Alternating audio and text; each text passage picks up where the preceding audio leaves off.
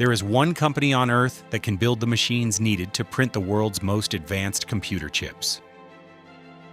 It's a Dutch company called ASML, but China isn't allowed to buy its most advanced machines.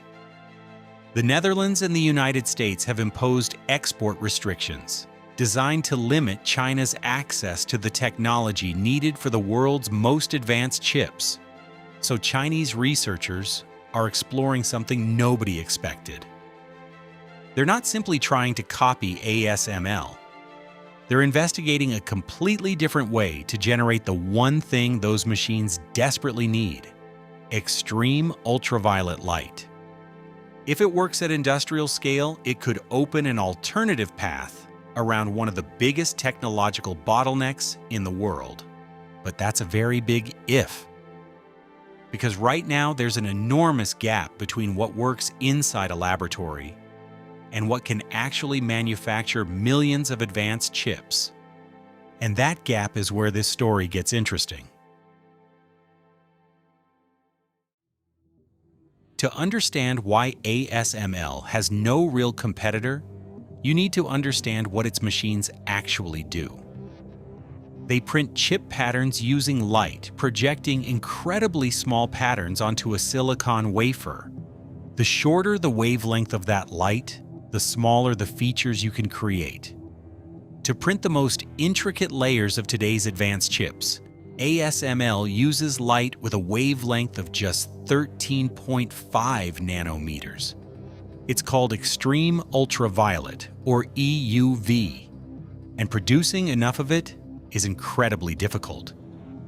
There's no ordinary lamp or conventional laser you can simply switch on. You have to create it.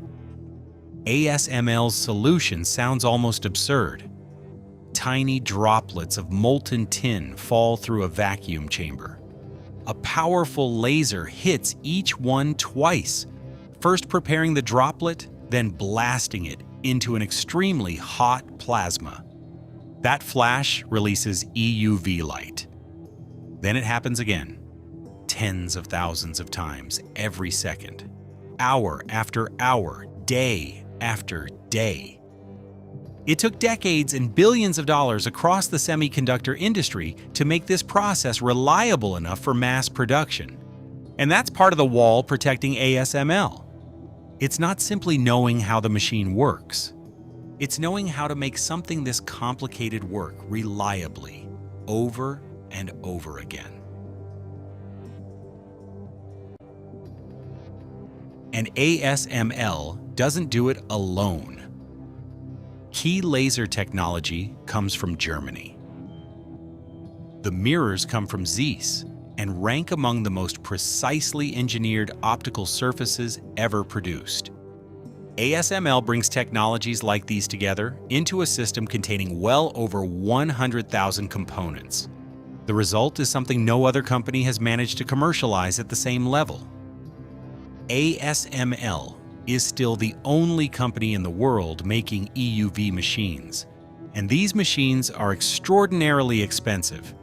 Each EUV system costs hundreds of millions of dollars, with the newest high-NA generation even more expensive.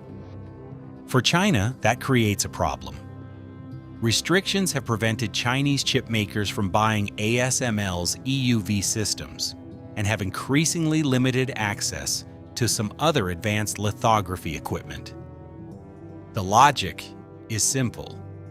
If advanced chips depend on machines China cannot buy, closing the gap with the world's leading chip makers becomes much harder.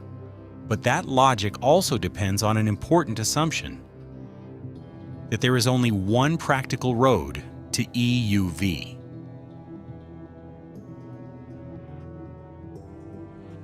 Over the past few years, headlines have repeatedly suggested that China has secretly cloned ASML's machines or is about to destroy its monopoly. Most of those claims go far beyond what has actually been demonstrated. Recreating ASML's existing technology would mean reproducing decades of accumulated engineering while ASML itself keeps moving forward. So researchers at Tsinghua University have been exploring a different question. What if you didn't need to copy ASML's approach at all? What if there was another way to produce the same 13.5 nanometer light? Forget tin droplets for a moment. Picture a ring. Inside it, a beam of electrons travels around and around at nearly the speed of light. Normally, those electrons are spread out in bunches, and the radiation they produce isn't suitable for what we're trying to do. But Chinese researchers have been developing a way to organize those electrons into extremely tight patterns. When the electrons are arranged correctly, they can emit light together in a much more coordinated way. The concept is called Steady-State Microbunching, SSMB. Instead of repeatedly blasting droplets of tin into plasma, the idea is to use electrons circulating continuously inside an accelerator to generate powerful, coherent radiation. And that creates an intriguing possibility.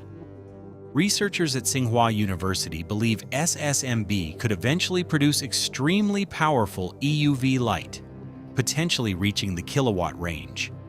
If that can actually be achieved reliably at the required wavelength, it could make SSMB interesting as a future EUV light source technology. But there's an important word in that sentence: future. Because what researchers have demonstrated so far is very different from what would be needed inside a semiconductor factory. And there's another twist. SSMB isn't simply a Chinese invention. One of the key early proposals came from accelerator physicist Alexander Chow and collaborators around 2010. For years, the concept largely remained theoretical because testing it required specialized accelerator equipment. Researchers from Tsinghua University later developed the concept further. And when it came time to test one of its core principles, the experiment didn't happen in China. It happened in Germany. Chinese researchers worked with international scientists using an accelerator in Berlin.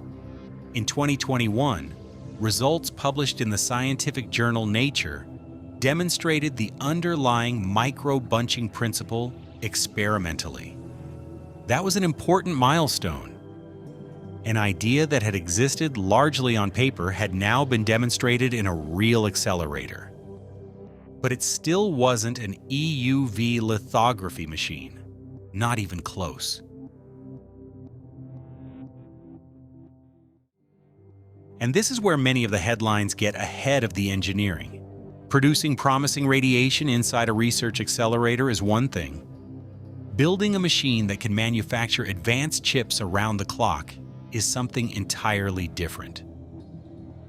A commercial lithography system has to control light, mirrors, masks, wafers, positioning, contamination, vibration, and countless other variables with extraordinary precision. And it has to do that reliably enough to manufacture huge numbers of chips at acceptable yields. That's the advantage ASML has spent decades building. Even if SSMB eventually becomes an extremely powerful EUV source, that solves only part of the problem. The light still has to be turned into a complete lithography system capable of competing with technology that ASML continues to improve every year. That's an enormous engineering challenge. China has not built an SSMB-based replacement for ASML. There is no evidence today that ASML's EUV business is about to become obsolete, and nobody knows whether SSMB will ever make the jump from accelerator research to commercial semiconductor manufacturing.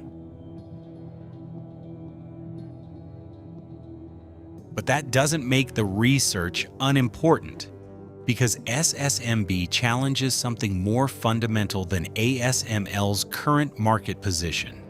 It challenges the assumption that the technological path ASML perfected is necessarily the only path that could ever work. That doesn't change the semiconductor industry tomorrow. It doesn't suddenly give China access to the world's most advanced chip-making capabilities. And it certainly doesn't erase ASML's decades-long engineering advantage. But technological bottlenecks have a strange effect. The harder they become to cross, the stronger the incentive becomes to find another way around them. And SSMB itself grew out of international research, which suggests the search for alternative EUV sources is bigger than any one country. So the real question isn't whether China has defeated ASML. It hasn't. The more interesting question is whether ASML's current approach will remain the only practical route to advanced EUV lithography forever, or whether it was simply the first approach engineers managed to make work at industrial scale. And if another route eventually emerges, it may not come from copying the machine everyone already knows how to build. It may come from building something completely different. So what do you think? Can export restrictions protect a technological lead long-term? Or do they eventually push competitors to find a completely different way around it? Let me know in the comments. And if you enjoyed this video, don't forget to like and subscribe for more stories about engineering, mega projects, and the breakthrough technologies shaping our future. Thanks for watching, and I'll see you in the next one.